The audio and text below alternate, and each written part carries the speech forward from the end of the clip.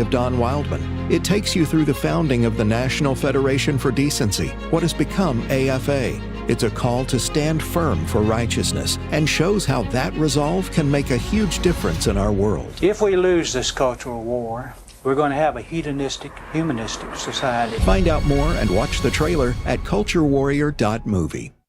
Jenna Ellis in the morning on American Family Radio. I love talking about the things of God because of truth and the biblical worldview. The U.S. Constitution obligates our government to preserve and protect the rights that our founders recognize come from God, our Creator, not our government. I believe that Scripture in the Bible is very clear that God is the one that raised up each of you, and God has allowed us to be brought here to this specific moment in time. This is Jenna Ellis in the morning.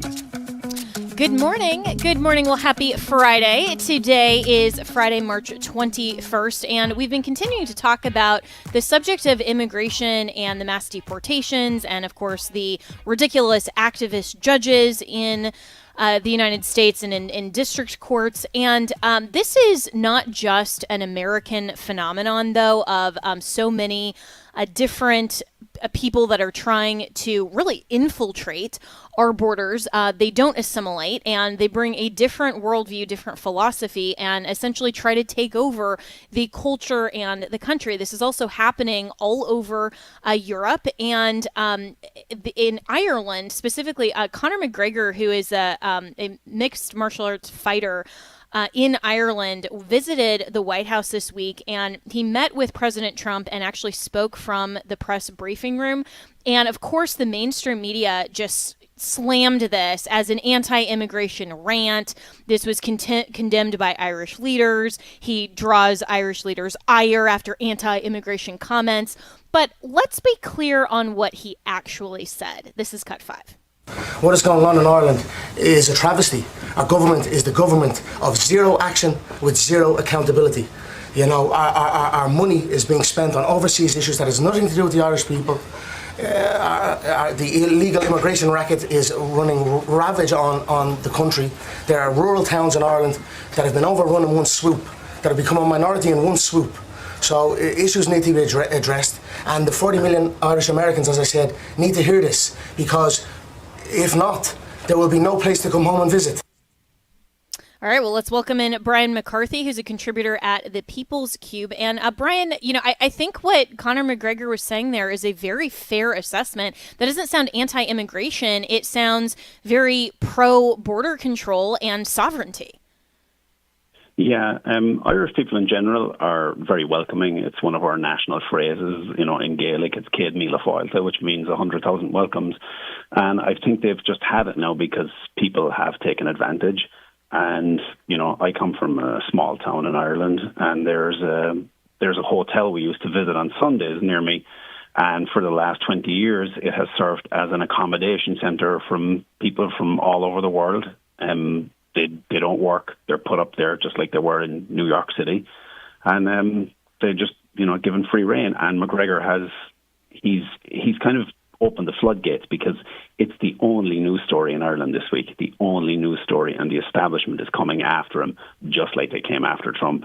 And it's satisfying to watch from me as an Irish immigrant here in the US, but they've gone full bore after him, and some people now you would consider moderate have started to come out and say, well, look, I don't like Conor McGregor so much as a person, but what he's saying it has to be said.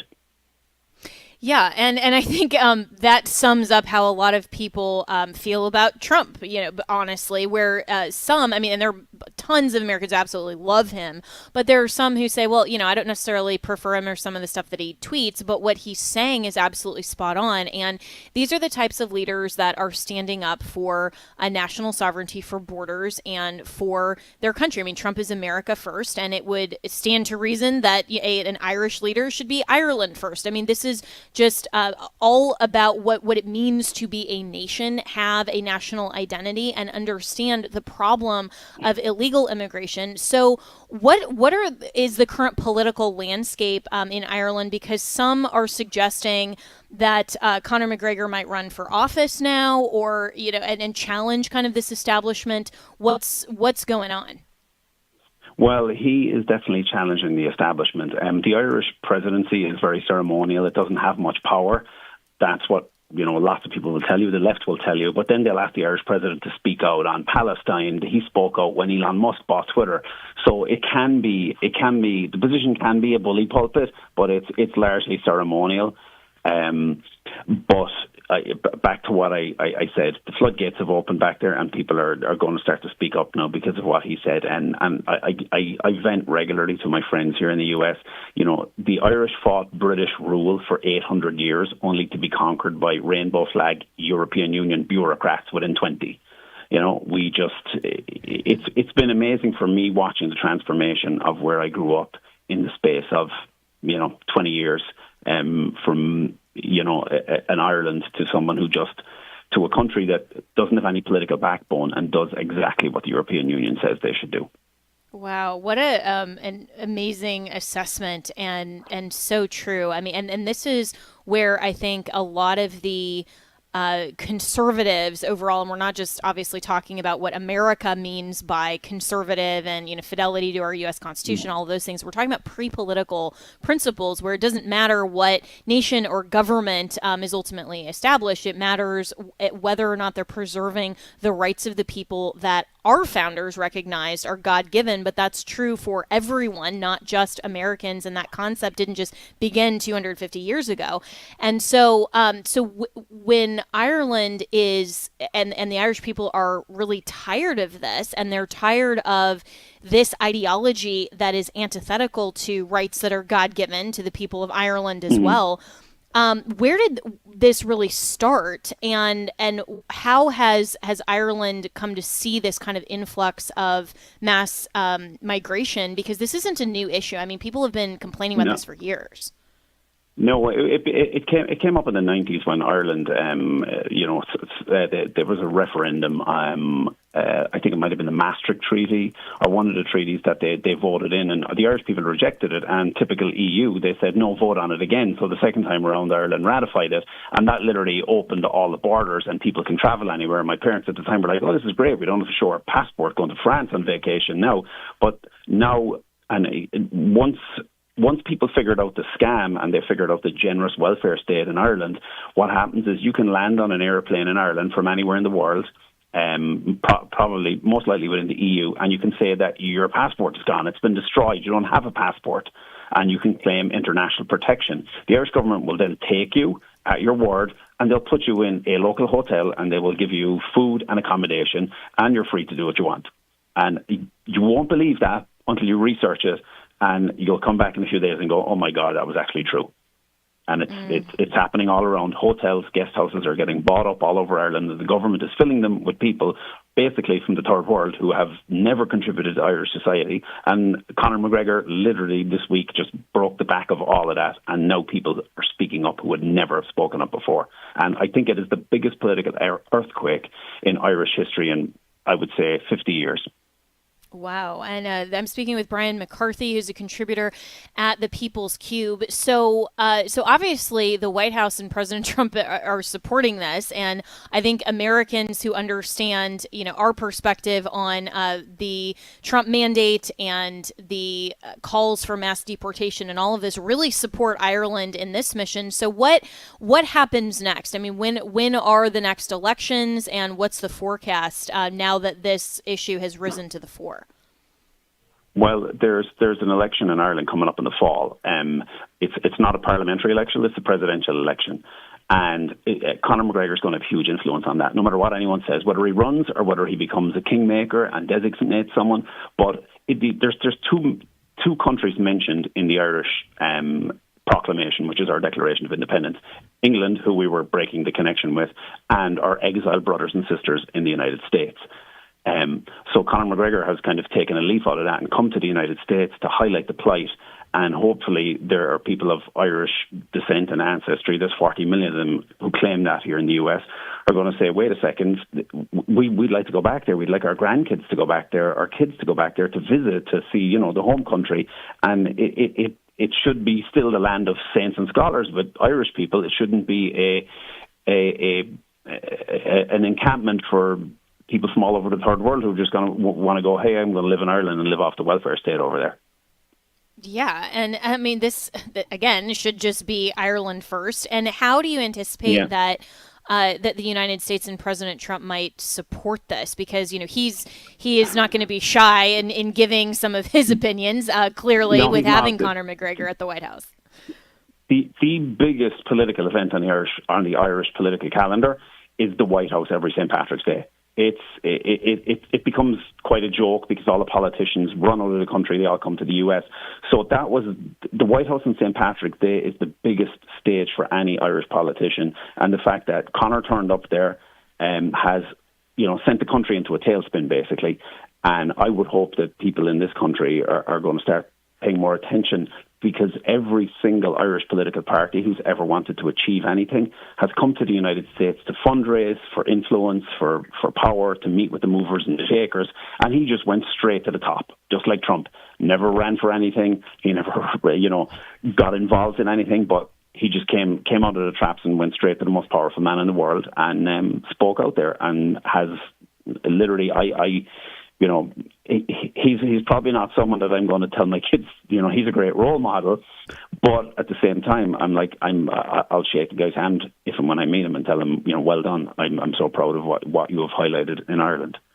Yeah, and this sounds a lot like almost the Irish version of Trump, where, you know, it's somebody who had a completely different rise to fame outside of traditional politics, you know, didn't go up through the ranks and like Trump. And so this is somebody who is an outsider to the establishment, but who's coming in and making a lot of headlines. And I think that at least for, you know, most of our listeners who are here in America, even though people can listen worldwide on our app, most of our listeners, it's not necessarily something that we're paying attention to every day, but I think it matters ultimately because where Western civilization goes and where all of these countries go really does impact the entire world stage, and we should be paying attention to a lot of these headlines. And so how can Conor McGregor now, you know, take this St. Patrick's Day victory and really make headway moving into the fall elections there? I mean, whether he runs or not.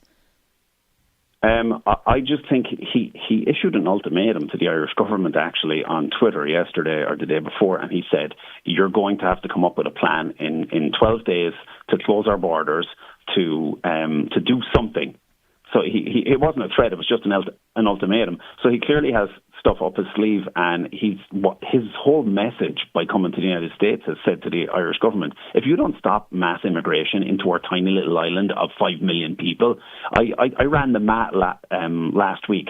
The amount of people that have come into Ireland, I think it would be the equivalent of 60 million coming into the US. So, you know, we have a distinct culture in Ireland, and, you know, we'd like to protect it. There's nothing wrong with that.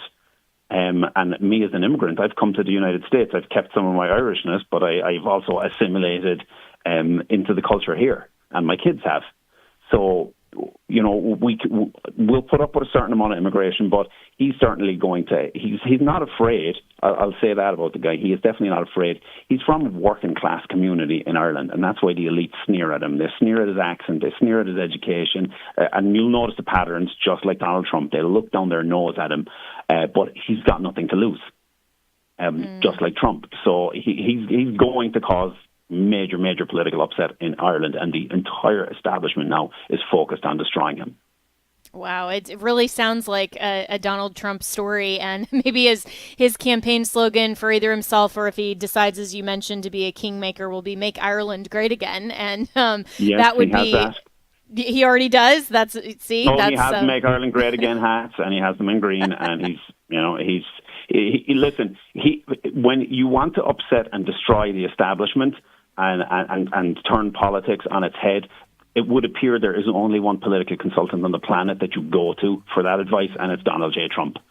Yeah, and I mean, he is just a phenomenon that I think has really spoken to the will of the people and people who are oppressed by government. I mean, this is why the Trump mandate was so successful, I think, in 2024, and hopefully why the people of Ireland will get rid of their establishment and have a government that actually has their best interests in mind. So I really appreciate it, Brian McCarthy. We'll look forward to talking with you again as all of this continues and as we get closer to the Irish election. But we'll be right back with more here on Jenna Ellis in the Morning. Thank you.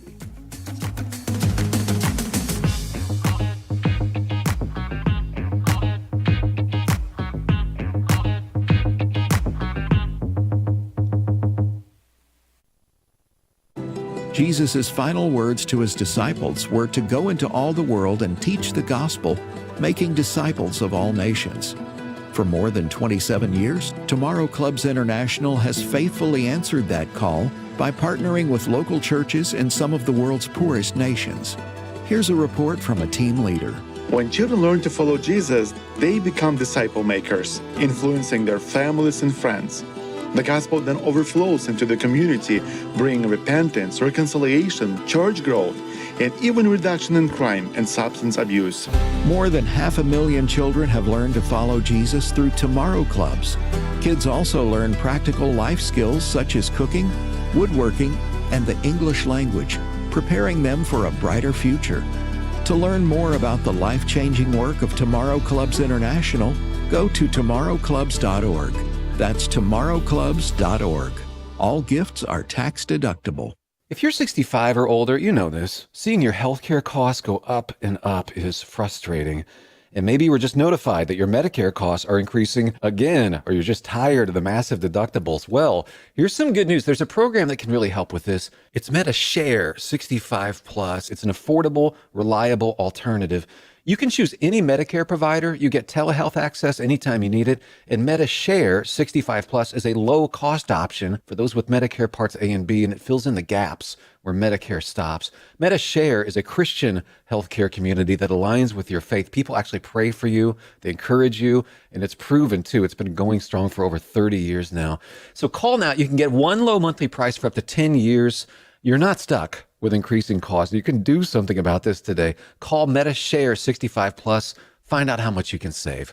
Call 833-45-BIBLE. That's 833-45-BIBLE. 833-45-BIBLE. Hello, Americans. I'm Todd Starnes. Stand by for news and commentary next. From Portland, Oregon, comes word of a season record being set. It happened at the Portland Interscholastic League in the girls' 400-meter varsity race.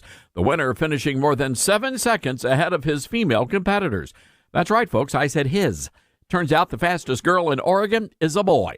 Aiden Gallagher of McDaniel High School won a gold medal in the race, a young man pretending to be a girl. You can watch the video of the moment he crossed the finish line at my website. Last year, Mr. Gallagher was booed after winning a girls' state championship track title. It's gender insanity, but I don't blame the teenage runner. He just can't compete with the boys. I blame school administrators and coaches, and I also blame the parents. Again, watch the video I mentioned. Not a single parent objected, not a one. I suspect their silence is possibly out of fear, afraid of being set upon by the transgender mob. What is it Bonhoeffer once said? Silence in the face of evil is evil itself. I'm Todd Starnes. Welcome back to Jenna Ellis in the Morning on American Family Radio. Welcome back. Well, the JFK docs, or around 80,000 of them, were dropped at the National Archives link online earlier this week. And the headline coming from Just the News is JFK docs offer colorful details of Lee Harvey Oswald's life in the USSR and shed light on U.S. intel ops. But did we actually learn anything from this entire repository that we didn't know already? Well, interestingly, now FBI Director Kash Patel had said last year with Glenn Beck that he's read the JFK files and what we need to know may not actually be revealed. This is Cut 6. The problem is the things that we can't release have nothing to do with the questions you guys are asking. That's about as far as I can go on it. But like the answers you guys want, you pretty much have them. There's very minimal stuff that can't be seen for things that you wouldn't even think are related to that. So let's welcome in John Cardillo, who is a GOP strategist and former NYPD. And John, I don't know whether what Cash was talking about last year has now been released in these 80,000 documents, but it would seem to suggest to me that if he's read files that exist, that what's in this repository, which was really, in my opinion, kind of a giant nothing burger in terms of, anything having to do with the assassination itself. It was just, a lot of maybe other interesting historical tidbits and other things. But it would seem to me that if that kind of a bombshell revelation that Cash was talking about was released in the 80,000 documents, we would have gotten a much juicier headline by now. So what, in your view, is going on? Well, good to be with you, Jenna, as always. I think this is pretty simple when you don't hang your hopes on these grand revelations of every conspiracy theory. People have to be, let me say it like this. I don't think people know how things work if they really think they're going to find out every one of Epstein's clients and everything surrounding the JFK assassination. I mean, look, what we know historically is that, organized crime wanted JFK dead for a bunch of reasons. The number one reason was JFK, Sam Giancana, who was the boss of the Chicago La Cosa Nostra, the mafia, and one of the most powerful mob bosses in the country, helped JFK win the election. And to say thanks, JFK appointed his brother, Bobby Kennedy, Attorney General, and Bobby Kennedy went after the mob, including Giancana and his people, with a vengeance. They also were upset about Cuba and losing all that casino revenue. And the CIA as well for a bunch of reasons at the time. So we know that that organized crime and the CIA certainly wanted JFK dead. The issue is, has there ever been a definitive link? No, and I don't think there ever will be. Because if it happened that way, which is the conventional wisdom, and if you look at it through an investigator's lens, it's the most plausible scenario. That means the U.S. government, in some fashion, had a hand in assassinating a president. And no one is ever going to tell the American people that story because it would throw the country into chaos. In the 1960s, we didn't have the internet. We didn't have X. We didn't have Reddit. We didn't have all these boards where people can go off on tangents and do their own investigation. But if that came to light today, there would be a complete, people don't trust institutions as it is, right? There would be an utter and complete breakdown. So I think we've seen as much as we are ever going to see with regards to JFK, Epstein, et cetera. Well, so, and I agree with you on that premise that it's the most plausible scenario that our own government had something to do with this and was very intimately involved. There are suggestions as well that, LBJ even ordered the hit, whether, and all of these are, of course, best guesses until we actually see the proof. But, I was talking to another guest recently about this, and his view, John, was actually the opposite of what you're saying in terms of a complete and utter breakdown, because, and what he was saying is that the reason that Trump can release the files now is because Americans already distrust our institutions. They're already seeing what Doge is uncovering. They already don't like the establishment. And so if we said, hey, back in the 60s, the CIA was part of this, then most of the American people would be like, well, that checks out. We kind of knew that. Thanks for confirming. This just confirms why we need to continue to, rid the establishment from taking over in Washington. So, what's your view on why this would cause more of a giant crisis if it's just confirming what a lot of people suspect already? Look, I don't disagree with that, but there's a very big difference between suspecting something and having it in black and white. But here's the elephant in the room that nobody really wants to acknowledge. Why are people assuming, and why have people assumed for the last 2 years, that the people involved in this would ever tell anyone they were involved in it? Why are they assuming that there was cooperation with investigators at the time? Why are they assuming that people that were put on that commission weren't put there because they knew what happened and their job was to obfuscate the truth? Most bad guys don't voluntarily give up evidence, right? When we go after, we're talking about the mob maybe being involved. When we go after La Cosa Nostra, They're a Title III trap and trace warrants, right? They don't know. Those are sealed warrants.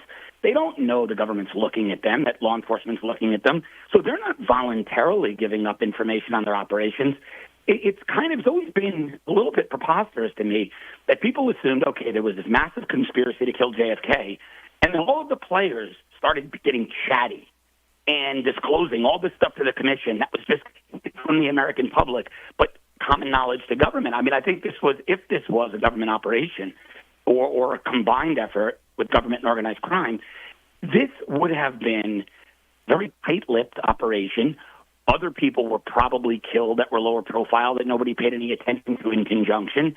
If they started to get chatty, I doubt the players gave up enough intel for there to ever be a definitive conclusion. That's why I've always taken this stuff with a grain of salt. So I don't disagree with your last guess that we distrust institutions. But speculating and having it in black and white are two very different things. And I don't think there was ever testimony given or evidence uncovered that enabled it to be put into black and white. Yeah, fair enough. And I agree with you certainly that the confirmation of conspiracy theories is a very different landscape than people just believing them, certainly. And I also agree with you that, when people are saying things, releasing the JFK files, releasing the Epstein files, for example, I mean, this assumes that the people who were responsible for this and, and Epstein and whoever, the assassins were and all of this, that they operated kind of like Disney villains, right? Where they say their entire scheme in a quippy song and they write their list out and they leave, their just troves of evidence like on Law and Order where, they come in and it's like it's all neatly wrapped up in a bow. And anybody like, you and I who've actually, have experience in law enforcement and criminal law and some of these things, we know that that's not how it happens in the real world. And so for people who are just waiting for, the one document that will prove this, like the neat bow in the Hollywood script, I don't think that actually exists. I'm with you 100%. I mean, look, and if you want to, go to Epstein, right? I mean, I'm convinced that Epstein was a state actor. I'm convinced Epstein was being run by our government, the Israeli government. And I tie the Israelis in not because of all the crazy anti-Semitism on Twitter, but we know Ghislaine Maxwell's dad, Robert Maxwell, was a Mossad asset for years. That's come out. Retired members of the Mossad have admitted as much. Not uncommon for a wealthy, internationally connected guy to be an intelligence asset. It can do great things for their business, right? Because they'll feed them information back on competitors, et cetera. So it happens more than people think. But so when you look at Epstein's lifestyle, the takeaway to me that the media never really focused on with Epstein, Jenna, was that when he died, his estate was only $57 million plus some expensive real estate. You cannot live that lifestyle if you've got a liquid estate of $57 million. His jet was burning $1 million in fuel a month with the way he was flying the 727 back and forth to that island, fuel and maintenance.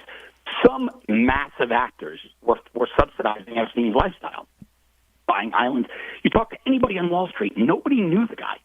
The guy was not a major player. You talk to any of the major players on Wall Street, investment banking, trading. Epstein was not Madoff. Everybody knew. He was a known commodity. He was a giant. Everyone knew Madoff. No one knew Epstein.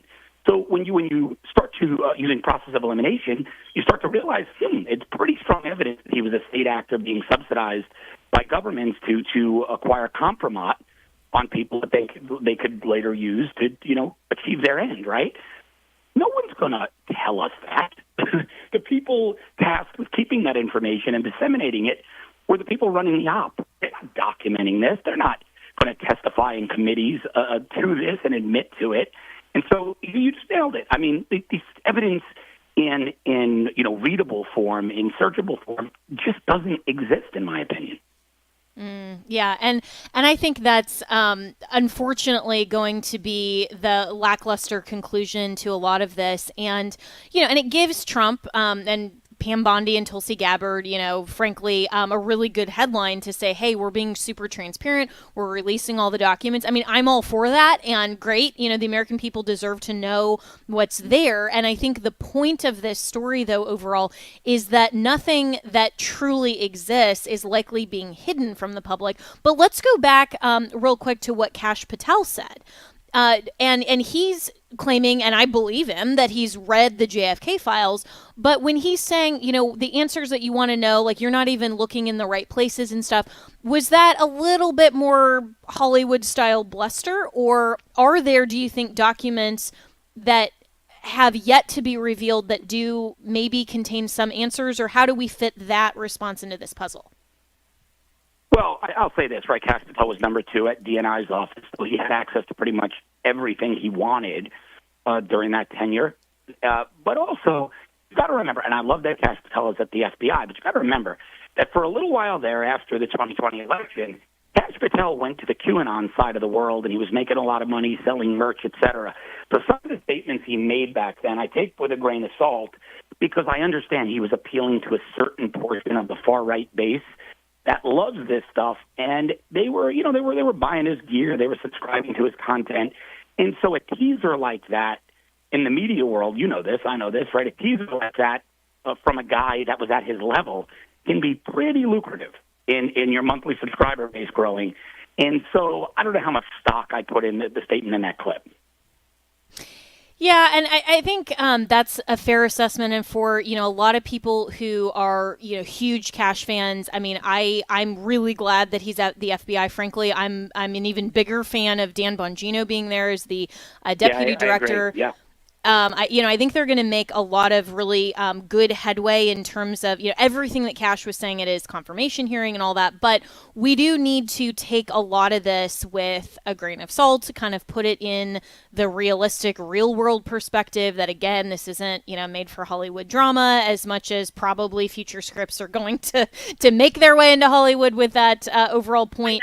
But, just kind of in closing here before we let you go, John Cardillo, so, what should we realistically then expect from the conclusion to some of this? Because I think for the people who want to see this kind of bombshell stuff, they're never going to get that satisfaction, likely.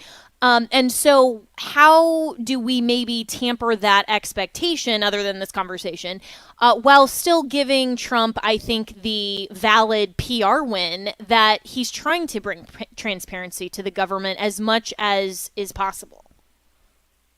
Look, I think Trump at Bondi and Patel did here was great. I think it was great. Ratcliffe over at FBI, Tulsi at DNI, they were transparent. They're not responsible for the content of these files. They weren't around 61 years ago when the commission started investigating. They weren't responsible for any of this content. They're releasing what they have. So, yeah, I think they deserve all the credit in the world, and it's a massive PR win for them. You can't blame them because 60-year-old evidence just isn't there. That's not their fault. And I would say the same with the Epstein files, right? I mean, Epstein was operational at its highest peak in the early going into 2000 to 2008 is when he was really operating heavily. Late 90s, maybe a little before that. None of these people were in office. None of these people had power. So you can't blame them because other administrations, years back and in some cases half a century plus back, obfuscated or buried evidence or simply didn't collect it. So I think they deserve all the credit in the world and no blame for what's not in the files.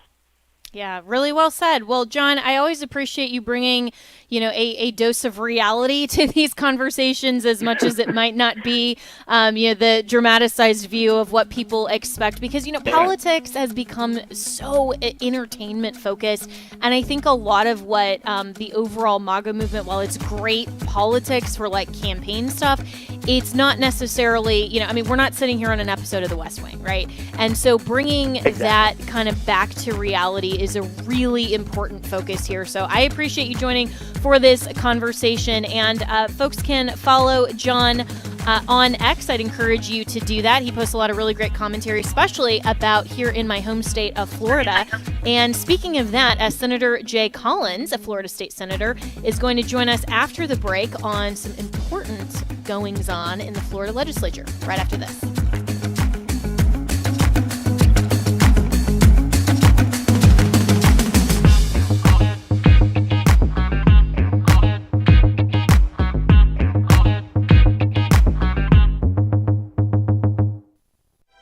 Washington Watch with Tony Perkins. You look at 3 of the 4 justices there in Colorado that voted to remove him from the ballot. They all came from Ivy League schools, schools that had been created as divinity schools. What a picture of the apostasy in America when it comes to the church. Stay informed with Tony Perkins and his guests on Washington Watch, weekdays at 4 p.m. Central on AFR, or catch up anytime with the podcast at afr.net.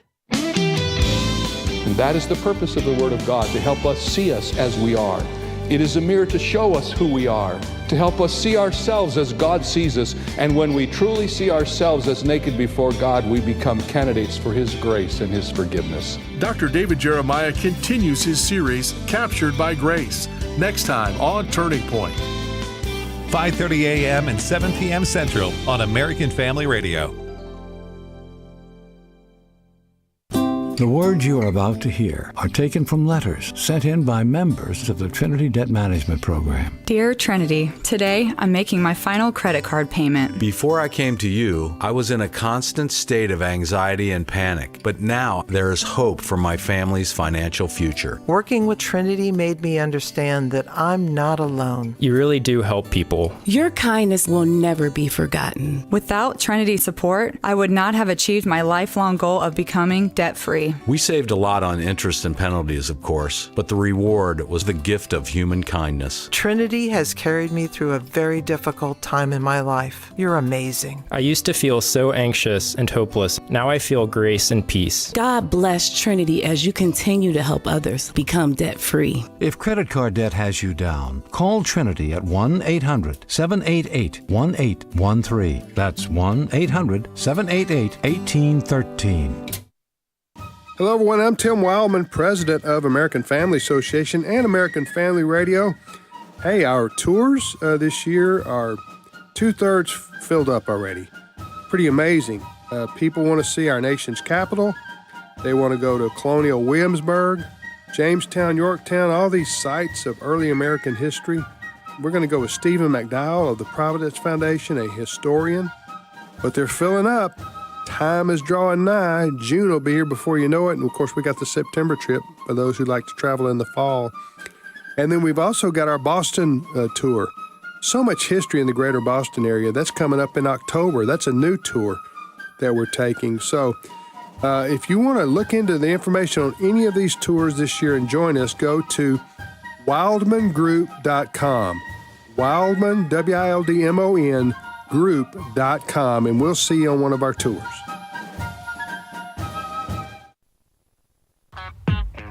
Welcome back to Jenna Ellis in the Morning on American Family Radio.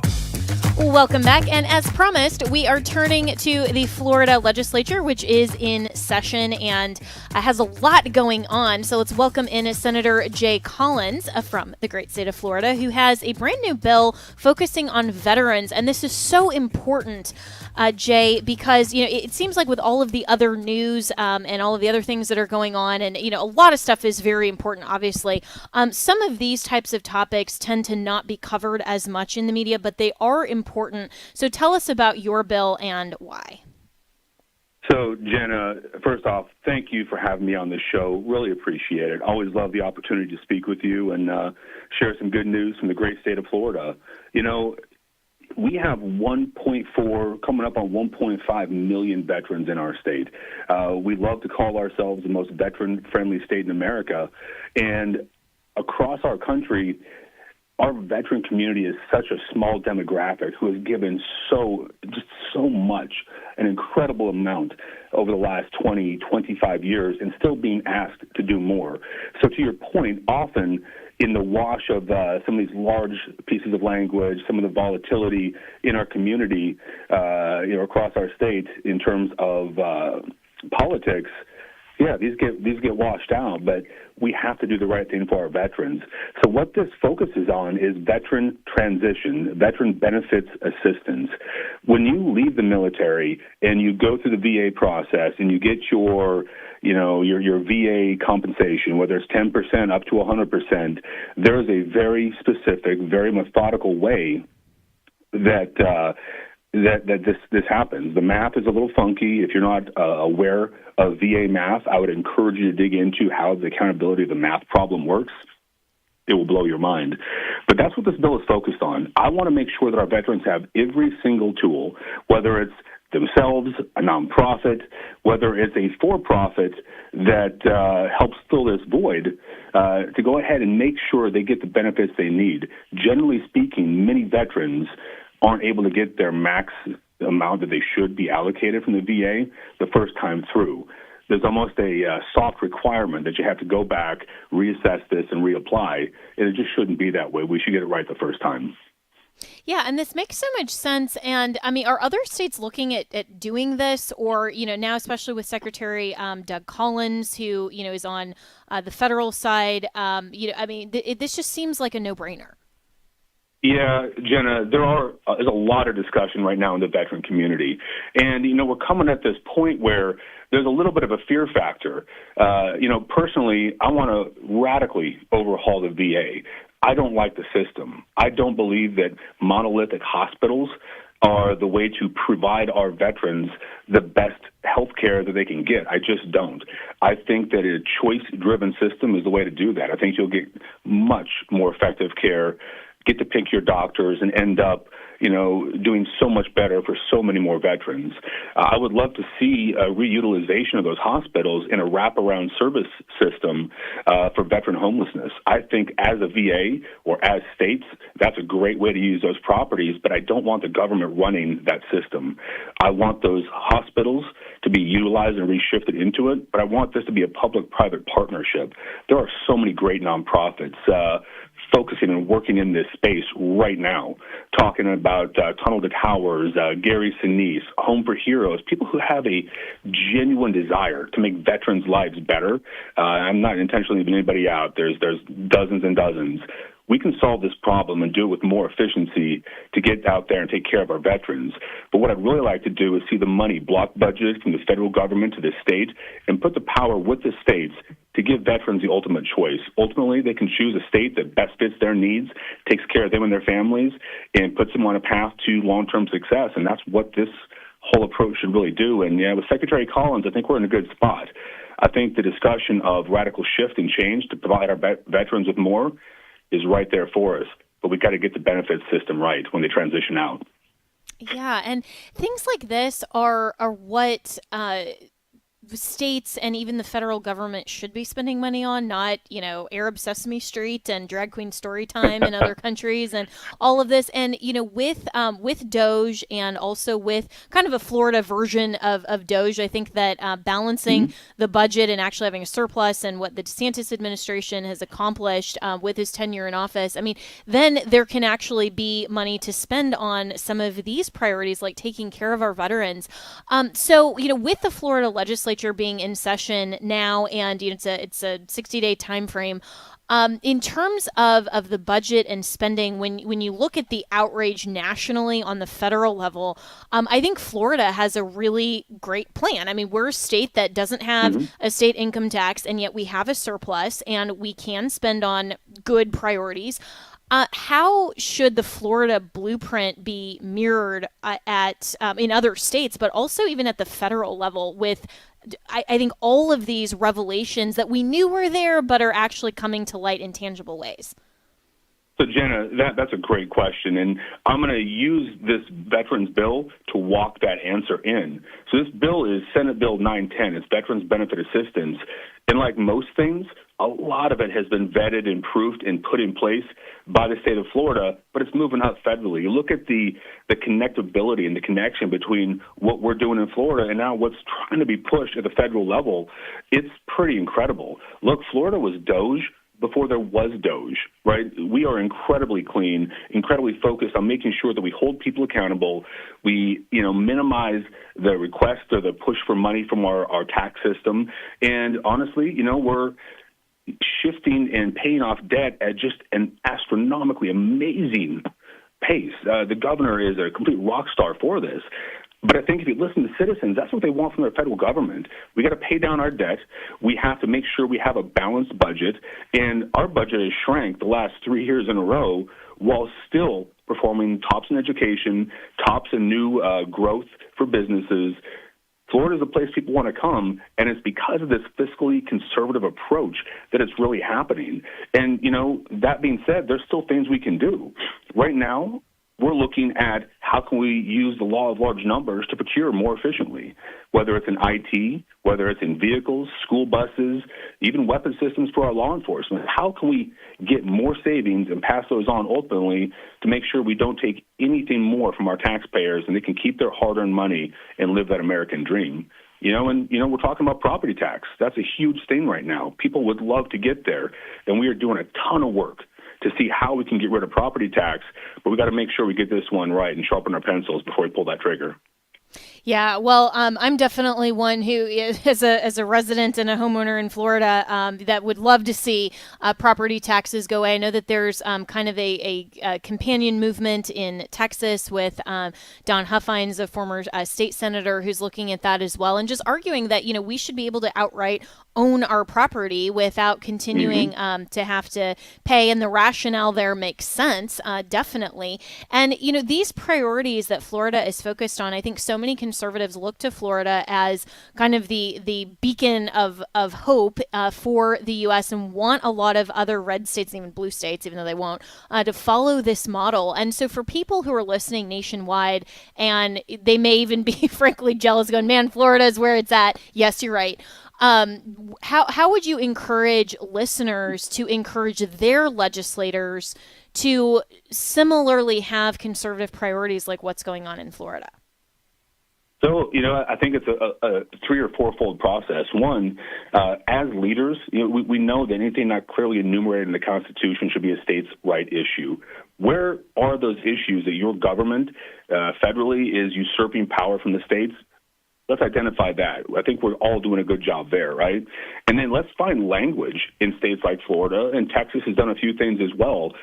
Let's grab that language, these functional bills, and start pushing them, understanding them, and having conversations with our local, state, and federal elected leaders. But in the end, it goes down to the ballot. We've got to elect people who understand what conservative means, stay true to our values, and remember that they serve the people.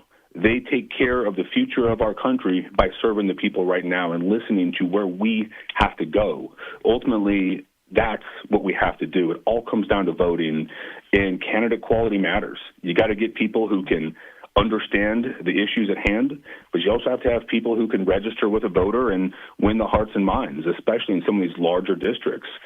Get out there, get involved, push your people. I can't say that enough.